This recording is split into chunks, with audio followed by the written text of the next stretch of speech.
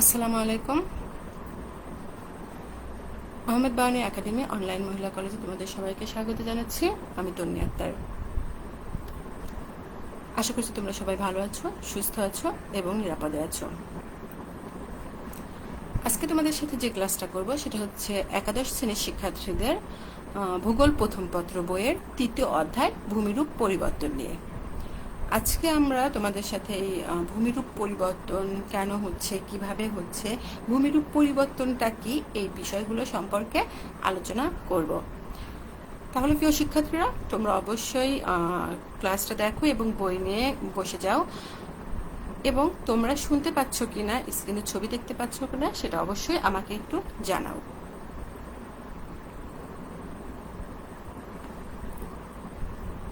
ওকে, তাহলে আমরা আমাদের ক্লাস শুরু করি। আমরা কি বলেছি যে আজকে আমাদের পাঠ্য বিষয় যেটা, সেটা হচ্ছে ভূমিরূপ পরিবর্তন। তো অবশ্যই আমরা ভূমিরূপ পরিবর্তনটা জানবো, কিন্তু ভূমিরূপ পরিবর্তনটা কিভাবে হচ্ছে বা কেন হচ্ছে, ভূমিরূপ পরিবর্তনটা কি, এই বিষয়টা জানার আগে কিন্তু আমাদের জানতে হবে যে ভূমিরূপটা কি। যখনই আমরা জানতে পারবো বা জানবো যে ভূমিরূপটা কি, তারপরেই কিন্তু আমরা বুঝতে পারবো যে এটার পরিবর্তনটা কিভাবে হচ্ছে বা এর বদলটা কিভাবে হচ্ছে। তাহলে আমরা প্রথমে এই শব্দটা জেনে নেই যে ভূমিরূপটা কি। ভূমিরূপ শব্দটা থেকেই আমরা বুঝতে পারছি, এই শব্দটা শুনে, যে ভূমি এবং রূপ, অর্থাৎ ভূমির যে রূপ, ভূমির যে চেহারা। রূপ বলতে আমরা কি বুঝি? ধরো তোমরা একটা মেয়ের রূপ কেমন, তার মানে আমরা তাকে কি কি বর্ণনা দিব? সে দেখতে কেমন, তার গায়ের রং কেমন, তার চুলগুলো কেমন, তার চোখ কেমন, এইগুলোই কিন্তু আমরা সাধারণত রূপ বলে থাকি। তাহলে ভূমি রূপ শব্দটা একটু খেয়াল করো। ভূমির যে রূপটা, এই ভূমিতে কি কি রয়েছে, এটা সমতল নাকি এটা উঁচু নিচু, এখানে কি পাহাড় রয়েছে না এখানে নদী রয়েছে। তাহলে ভূমিরূপ বলতে আমরা মূলত বুঝবো যে ভূমির চেহারাটা, ভূমিটা দেখতে কেমন, সেটাই হচ্ছে ভূমিরূপ। এর আগে আমরা কিন্তু জেনেছি যে পৃথিবীর গঠন, এবং এই পৃথিবীর গঠন যখন আমরা পড়েছি তখনই কিন্তু জেনেছিলাম যে এই পৃথিবীর গঠনটা কেমন। কোথাও পাহাড় রয়েছে, কোথাও পর্বত রয়েছে, কোথাও আবার মালভূমি রয়েছে, কোথাও সমতল ভূমি রয়েছে, এছাড়া খাল, বিল, নদী, সাগর এগুলো তো রয়েছে। এই যে ভূমির বিভিন্নতা, কোথাও উঁচু, কোথাও নিচু, কোথাও জলভূমি, কোথাও আবার সমতল ভূমি, এই পুরো বিষয়টাকে আমরা কি বলছি? ভূমি রূপ বলছি। তাহলে প্রিয় শিক্ষার্থীরা, এতটুকু বিষয় অবশ্যই তোমরা বুঝতে পেরেছো যে ভূমির রূপটা কি, ভূমিটা দেখতে কেমন। তাহলে এখন আমরা আসি যে পরিবর্তনটা। পরিবর্তন বলতে আমরা কি বুঝি? যে এক রূপ থেকে অন্য রূপে রূপান্তর, সেটাকেই তো আমরা পরিবর্তন বলছি বা বদল বলছি। তাহলে ভূমিরূপের পরিবর্তনটা কি দেখি। উঁচু নিচু যে আমরা ভূমিটা আজকে দেখতে পাচ্ছি, বিভিন্ন প্রাকৃতিক শক্তির প্রভাবে হয়তো তার পরিবর্তন ঘটে একসময় দেখলাম যে সেটা সমতল হয়ে গিয়েছে। তুমি নিজে একটু খেয়াল করো, ধরো তুমি যখন ঢাকায় এসেছো আজ থেকে 2 বছর, 3 বছর বা 4 বছর আগে, তখন তোমার বাড়ির পাশে দেখেছো যে একটা নালা ছিল, ছোট একটা গর্ত, বা গ্রামে আমরা যেটাকে খাদ বলি, সেই খাদ ছিল।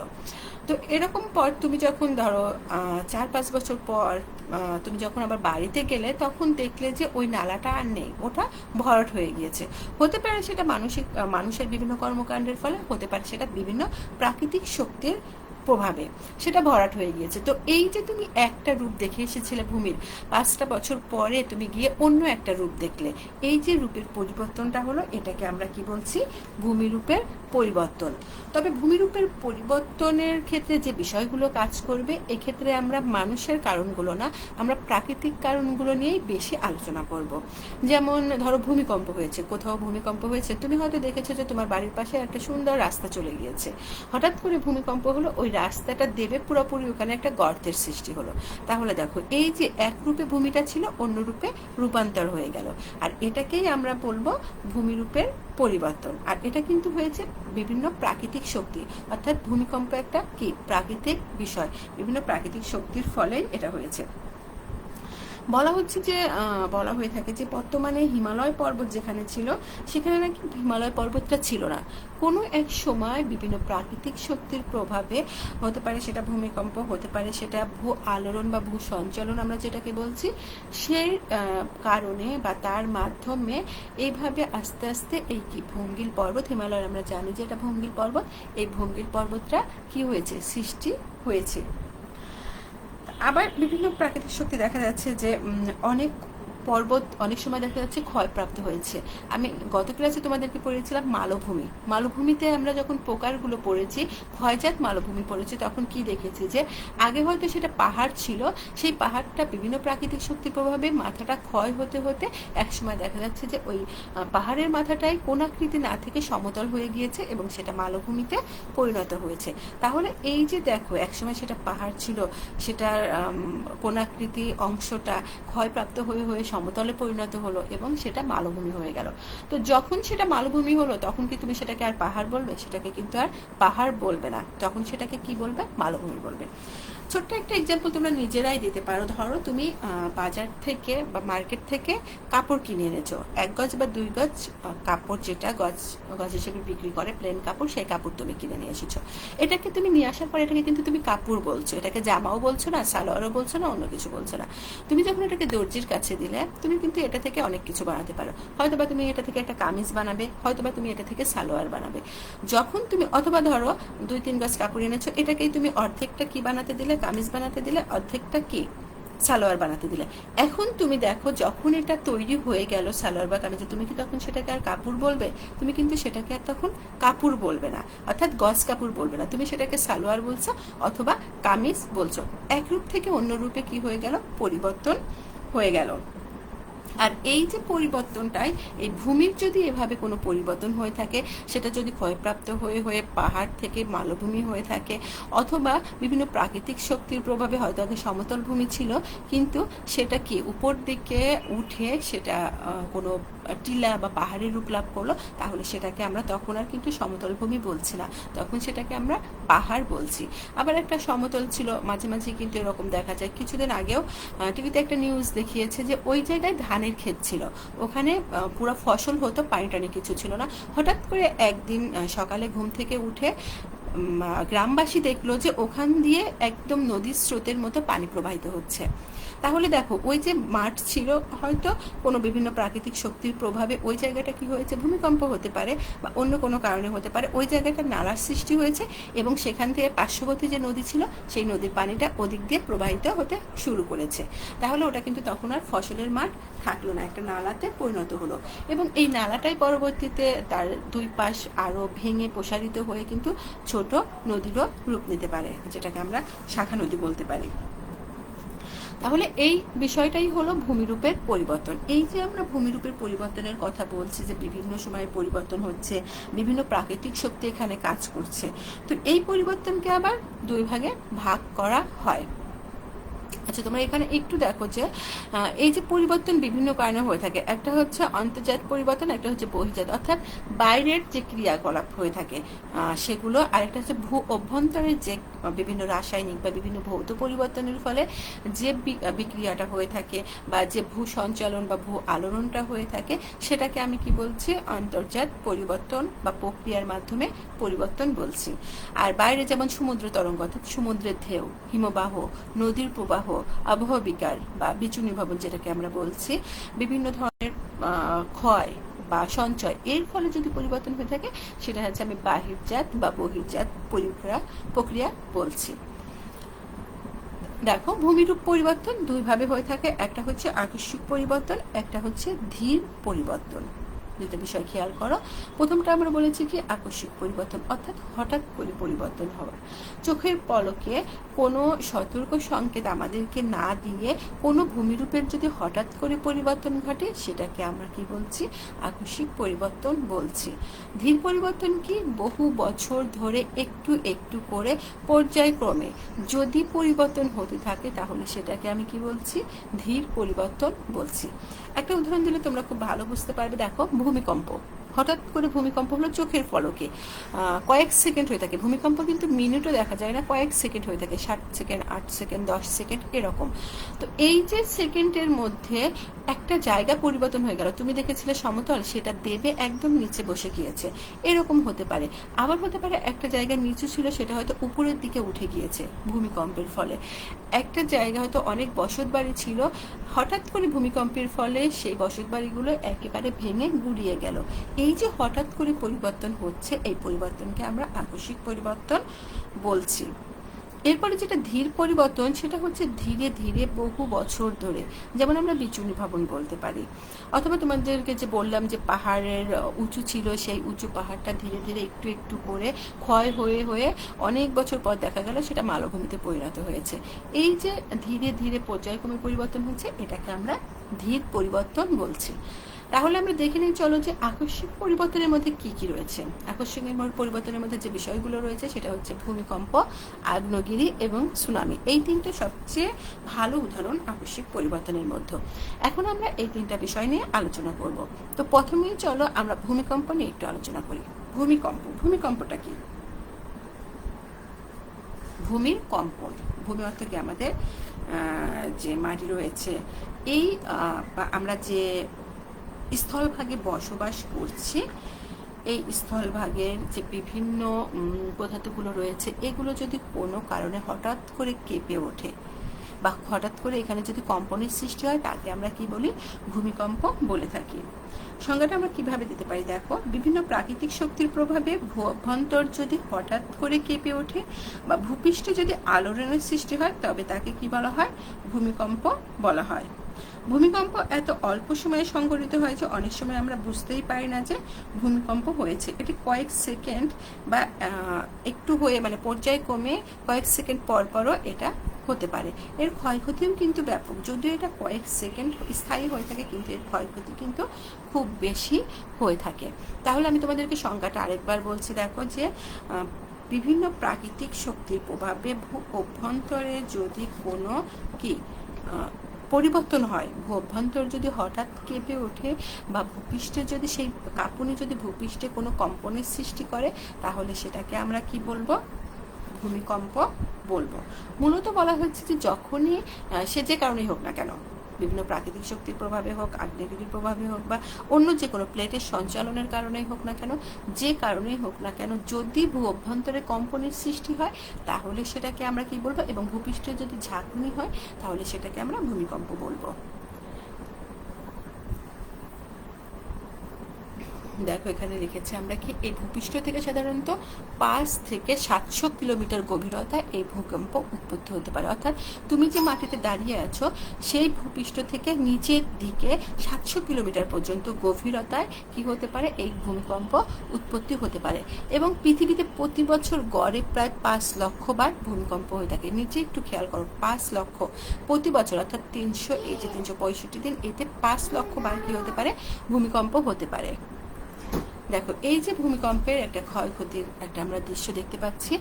বড় একটা বিল্ডিং ছিল এখানে, এবং এই বিল্ডিংটা ভূমিকম্পের ফলে একেবারে চূর্ণ বিচূর্ণ হয়ে গিয়েছে, নিচে পড়ে আছে।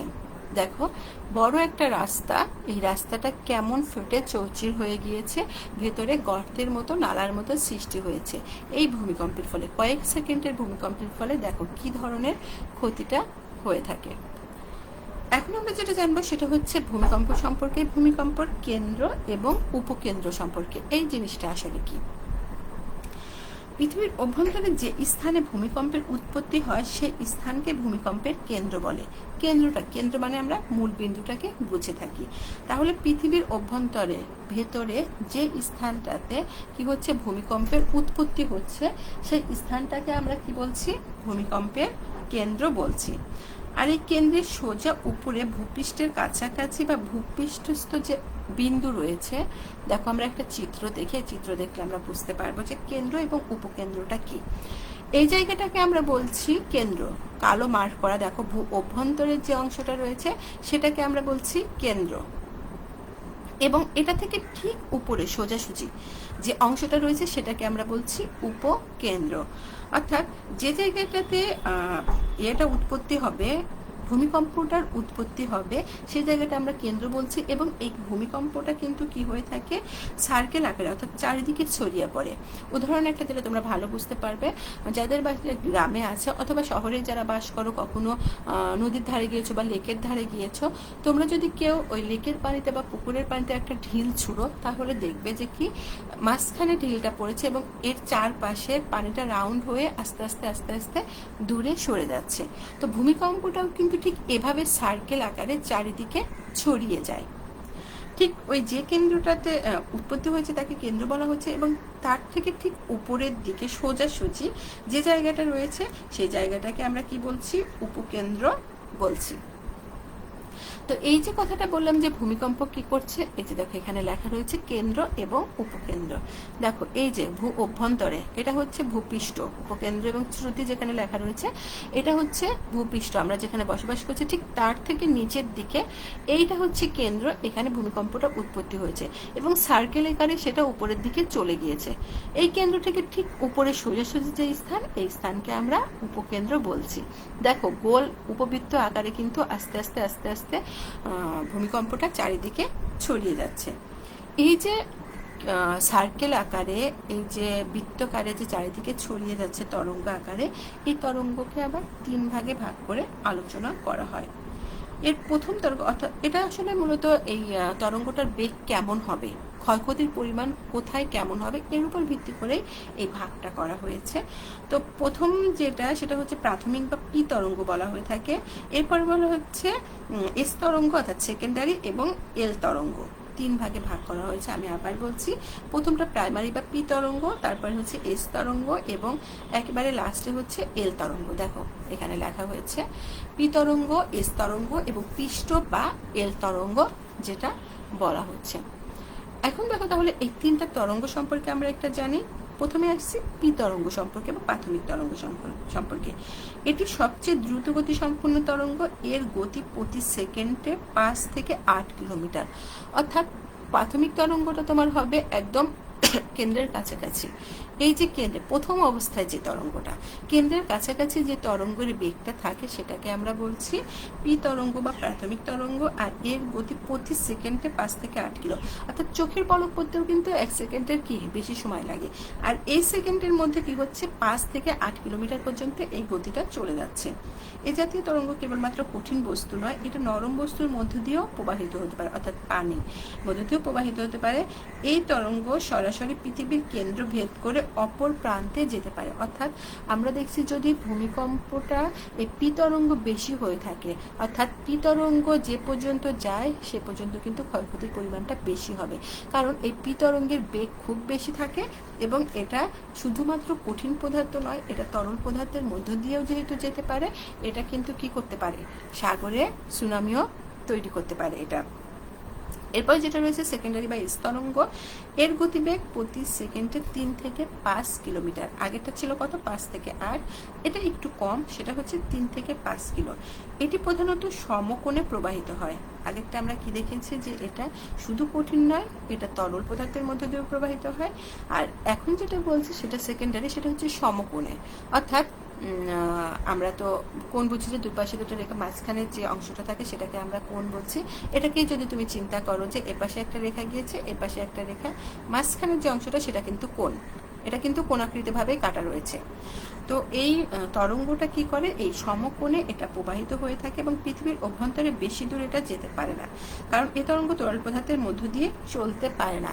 এটা কি হবে না, পৃথিবীর অভ্যন্তরে, কারণ আমরা জানি যে পৃথিবীর অভ্যন্তরে ভাগ কি রয়েছে, এখনো উত্তপ্ত এবং গলিত পদার্থগুলো রয়েছে। যখন আমরা অশ্বমণ্ডল, গুরুমণ্ডল এবং কেন্দ্রমণ্ডল পড়ি তখন কিন্তু আমরা জেনেছি যে পৃথিবীর অভ্যন্তর ভাগ এখনো উত্তপ্ত এবং গলিত অবস্থায় রয়েছে। তো যেহেতু সেকেন্ডারি তরঙ্গটা তরল পদার্থের মধ্য দিয়ে যেতে পারে না, তাই এটা পৃথিবীর অভ্যন্তরেও খুব বেশি দূর যেতে পারে না, অর্থাৎ উপরের দিকেই এটা হয়ে থাকে। এরপর যেটা রয়েছে এল তরঙ্গ, সেটা হচ্ছে খুব মৃদুভাবে, এই তরঙ্গে যদি ভূমিকম্পের যদি এই তরঙ্গ হয়ে থাকে, অর্থাৎ ভূমিকম্পের বেগ যখন খুবই কম থাকে তখন এই তরঙ্গটা দেখা দেয় এবং এটা একদম পৃথিবীর উপর দিয়ে মৃদুভাবে চলে যায়। অনেক সময় দেখা যায় যে ভূমিকম্প হয়, হয়তো বাইরের কোনো কান্ট্রিতে খুব বেশি ক্ষয়ক্ষতি হয়েছে, কিন্তু আমরা একদম কম বুঝতে পেরেছি, মৃদু বুঝতে পেরেছি। অর্থাৎ ওই যে পৃষ্ঠ তরঙ্গ, এটাকে আমরা বলছি এই তরঙ্গটাকে, তো এই যে ওই কেন্দ্র থেকে আস্তে আস্তে লাস্টের দিকে এসে এটার গতিবেগ এতটাই কমে যায় যে এটা খুবই মৃদুভাবে অনুভূত হয়ে থাকে। এর গতিবেগ প্রতি সেকেন্ডে 3 থেকে 4 কিলো হয়ে থাকে। সেকেন্ডারিতে দেখছি 3 থেকে 5 কিলোমিটার, আর এটাতে আমরা দেখছি 3 থেকে 4 কিলো বা তার চেয়েও একটু কম হয়ে থাকে। আর এই তরঙ্গ ভূপৃষ্ঠের সবচেয়ে কাছে হয় বলে এই তরঙ্গের গভীরতা দ্বারাই ভূমিকম্পের কেন্দ্র নির্ধারণ করা যায়। এই 3 নম্বর পৃষ্ঠ যে দেশে হচ্ছে, অর্থাৎ উপর দিকে হচ্ছে। তো এই উপকেন্দ্রটা নির্ধারণ করে, এখান থেকে উপকেন্দ্রটা নির্ধারণ করে ঠিক তার সোজাসুজি নিচের দিকে তার কেন্দ্রটা নির্ধারণ করা হয়ে থাকে। যে হ্যাঁ, উপকেন্দ্রটা প্রথমে নির্ধারণ করে তারপরে নিচের দিকে ভূমিকম্পের কেন্দ্রটা নির্ধারণ করা খুব সহজ হয়ে যায়, যে কোথায় আসলে ভূমিকম্পের উৎপত্তিটা হয়েছে। এবং একটা জিনিস খেয়াল করা যায় যে ভূমিকম্পের উৎপত্তি স্থল যেখানে থাকে, ভূমিকম্প হলে টিভিতে কিন্তু নিউজ দেখায় যে ভূমিকম্পের উৎপত্তিটা হয়েছে চীনে অথবা ভারতে অথবা ইন্দোনেশিয়ায়, এরকম কিন্তু বলে। তাহলে তারা ভূপৃষ্ঠে যখন তারা উপকেন্দ্রটা নির্ধারণ করে, তারপরে তারা ঠিক তার নিচে উপকেন্দ্র থেকে সোজাসুজি নিচের দিকে ভূমিকম্পের কেন্দ্রটাও নির্ধারণ করতে পারে। আর একটা জিনিস লক্ষ্য করলে দেখা যায় যে ভূমিকম্পের কেন্দ্রীয় এলাকায়, যে জায়গায় কেন্দ্রীয় স্থল, তার আশেপাশে ঠিক সোজা উপরে উপকেন্দ্র যেখানে থাকে, ওইসব এলাকাগুলোতে কিন্তু ক্ষয়ক্ষতির পরিমাণও কি অনেক বেশি হয়ে থাকে। এরপরে আমরা জানবো যে এই যে ভূমিকম্প পড়ছে, এই ভূমিকম্পের আসলে কারণগুলো কি, কি কারণে এই ভূমিকম্প হয়ে থাকে। ভূমিকম্প হয় মূলত মাটির নিচে শিলা আচমকা ভেঙে যাওয়ার ফলে। অর্থাৎ আমরা যে বলেছি আমাদের পৃথিবীটা কতগুলো পাতের উপর ভাসমান অবস্থায় রয়েছে। তো এই পাতগুলো যদি কোনো কারণে চলাচল শুরু করে বা কোনো কারণে ভূগর্ভে যদি আলোড়ন হয়, তাহলে এগুলো কি হয়, মুভ করতে শুরু করে। আর তখনই দেখা যাচ্ছে যে উপরের অংশটা কেঁপে ওঠে বা শিলাগুলো ভেঙে যায়, আর তখনই ভূমিকম্প হয়ে থাকে। তো আমরা কতগুলো ভাগে ভাগ করে এই ভূমিকম্পর কারণটা আলোচনা করব। প্রথমে আমি বলছি ভূপাত। কারণগুলোর মধ্যে প্রথমে বলছি ভূপাত, তারপরে রয়েছে শিলাচ্যুতি বা শিলাতে ভাঁজের সৃষ্টি। আমরা ভূমিকম্পের যে কারণগুলো রয়েছে এগুলো একটু পয়েন্ট আকারে পড়ব। প্রথমে রয়েছে ভূপাত, এরপর রয়েছে শিলাচ্যুতি বা শিলাতে ভাঁজের সৃষ্টি, এরপর রয়েছে তাপ বিকিরণ, ভূগর্ভস্থ বাষ্প, ভূগর্ভস্থ চাপের হ্রাস, আগ্নেয়গিরির অগ্ন্যুৎপাত, ভূপৃষ্ঠের চাপ বৃদ্ধি, হিমবাহের প্রভাব, অভ্যন্তরে ভূপৃষ্ঠস্থ জলের প্রবেশ, অর্থাৎ ভূগর্ভে যদি উপর থেকে কোনো জল প্রবেশ করে, এবং পাত সঞ্চালনের ফল। তাহলে আমরা যে পয়েন্টগুলো বললাম যে কি কি কারণে আসলে ভূমিকম্প হতে পারে, এই পয়েন্টগুলো আমরা আগামী ক্লাসে যে কাজটা করব সেটা হচ্ছে এই পয়েন্টগুলো দেখে প্রত্যেকটা পয়েন্ট আলাদা আলাদাভাবে আলোচনা করব। কারণ তোমার যদি কোশ্চেন আসে যে ভূমিকম্পের কারণ ও ফলাফল লিখো, তখন কিন্তু তুমি শুধু এই পয়েন্টগুলো দিলেই হবে না, প্রত্যেকটা পয়েন্টের আলোকে কিছু অংশ করে আলোচনা করতে হবে যে কেন ভূমিকম্পটা হয়েছে, ভূপাত কিভাবে ভূমিকম্পটা ঘটিয়ে থাকে, অথবা শিলাচ্যুতি বা শিলাতে ভাঁজের সৃষ্টি হয় কিভাবে, বা ভূগর্ভস্থে যদি বাষ্প প্রবেশ করে তাহলে কিভাবে ভূমিকম্প হয়, বা ভূগর্ভে যদি পানি প্রবেশ করে কিভাবে ভূমিকম্প হয়, আগ্নেয়গিরির যদি অগ্ন্যুৎপাত হয় তাহলে কিভাবে ভূমিকম্প হয়, এই জিনিসগুলো অবশ্যই আমাদের লিখতে হবে। দেখো, ভূমিকম্পের কারণের মধ্যে এখানে আমরা ঢালাওভাবে কিছুটা তোমাদেরকে আইডিয়া দেয়। ভূমিকম্প একটি প্রাকৃতিক দুর্যোগ, পৃথিবীর বহু দেশে এবং বহু অঞ্চলে এর প্রবণতা লক্ষ্য করা যায়। সভ্যতার বহু ধ্বংসলীলার কারণ হিসেবে ভূমিকম্পকে দায়ী করা হয়।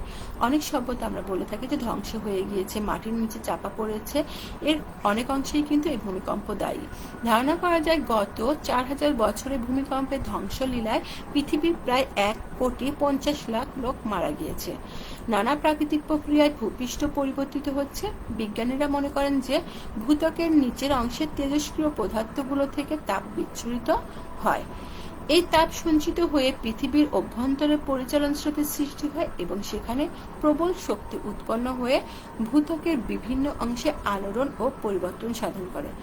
এই কথাটা কিন্তু তোমাদের জন্য ইম্পর্টেন্ট। কি বলেছে, ভূত্বকের নিচের অংশের তেজস্ক্রিয় পদার্থগুলো থেকে তাপ বিচ্ছুরিত হচ্ছে, অর্থাৎ ভূ অভ্যন্তরের যে তেজস্ক্রিয় পদার্থগুলো রয়েছে সেগুলো থেকে প্রতিনিয়ত তাপ বের হচ্ছে। আর এই তাপের ফলে কি হচ্ছে, এটা যে পরিচালন স্রোতের সৃষ্টি হচ্ছে এবং এই প্রবল শক্তি উৎপন্ন হয়ে ভূত্বকের কি হচ্ছে, আলোড়ন ঘটাচ্ছে, যার ফলে ভূমিকম্প হচ্ছে। অভ্যন্তরীণ শক্তি দ্বারা ভূত্বকের এই পরিবর্তন আকস্মিক প্রক্রিয়া ও ধীর প্রক্রিয়ায় অনুষ্ঠিত হয়। কখনো কখনো ভূপৃষ্ঠের কতক অংশ হঠাৎ কোনো কারণে কেঁপে ওঠে। এই কম্পন অত্যন্ত মৃদু থেকে প্রচণ্ডও হয়ে থাকে, যা মাত্র কয়েক সেকেন্ড স্থায়ী হয়। ভূপৃষ্ঠের এরূপ আকস্মিক ও ক্ষণস্থায়ী কম্পনকে ভূমিকম্প বলে। ভূ অভ্যন্তরে যে স্থানে ভূমিকম্পের উৎপত্তি হয় তাকে ভূমিকম্পের কেন্দ্র বলে। কেন্দ্রের ঠিক সোজাসুজি উপরে ভূপৃষ্ঠের নাম হচ্ছে উপকেন্দ্র। কম্পনের বেগ উপকেন্দ্র থেকে ধীরে ধীরে চারিদিকে কমে যায়, অর্থাৎ কেন্দ্রে সবচেয়ে বেশি থাকে, তারপর উপকেন্দ্র এবং উপকেন্দ্র থেকে আস্তে আস্তে চারিদিকে কমে যায়। ভূমিকম্পের কারণ অনুসন্ধানকালে বিজ্ঞানীরা লক্ষ্য করেন পৃথিবীর বিশেষ কিছু এলাকায় ভূমিকম্প বেশি হয়ে থাকে। ভূপৃষ্ঠের যেসব কারণে ভূমিকম্প হয়ে থাকে তার মধ্যে অন্যতম হলো ভিত্তিশিলার চ্যুতি বা ফাটল বরাবর আকস্মিক ভূ আলোড়ন হলে ভূমিকম্প হয়। আগ্নেয়গিরির লাভা প্রচণ্ড শক্তিতে ভূ অভ্যন্তর থেকে বের হয়ে আসার সময়ও ভূমিকম্পের সৃষ্টি হয়। ভূত্বক তাপ বিকিরণ করে সংকুচিত হলো ভূনির্গত শিলা স্তরে ভারী সামঞ্জস্য রক্ষাতে ফাটল ও ভাঁজের সৃষ্টি হয়ে থাকে। দেখো, যে পয়েন্টগুলো আমি বলেছি সেগুলো কিন্তু কিছুটা অংশে এখানে দেওয়া আছে। তো আগামী ক্লাসে তোমাদের সাথে এই ভূমিকম্পের কারণ, এই পয়েন্টগুলো এবং ফলাফল নিয়ে আলোচনা করব। আজকে এই পর্যন্তই, আগামী ক্লাসে আবার কথা হবে। সে পর্যন্ত সবাই ভালো থেকো, সুস্থ থেকো। আল্লাহ হাফেজ। أشهد أن محمدا رسول الله